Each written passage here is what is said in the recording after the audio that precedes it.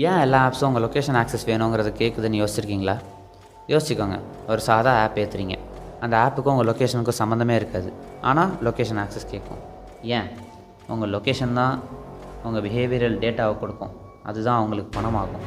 உங்கள் லொக்கேஷன் உங்கள் entire life ஸ்டைலுமே expose பண்ணும். நீங்கள் எங்கே போகிறீங்க, உங்கள் டெய்லி ரொட்டீன் என்ன, உங்கள் ஷாப்பிங் ஹேபிட்ஸ் என்ன, எந்த ஜிம்முக்கு போவீங்க, எந்த மால் போகிறீங்க, எந்த கஃபே போகிறீங்க, எவ்வளோ ஆஃப்டன் நீங்கள் ஊர் சுற்றுறீங்க, எந்த டைமுக்கு தூங்குறீங்க, எந்தெந்த ரூட்ஸ் எல்லாம் எடுத்து நீங்கள் இந்த இடத்துக்குலாம் போகிறீங்க.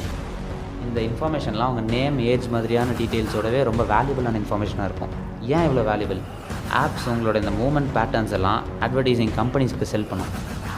என்ன தான் ஒரு ஆப் ஃப்ரீயாக இருந்தாலும் உங்கள் லொக்கேஷன் தான் அங்கே கரன்சி.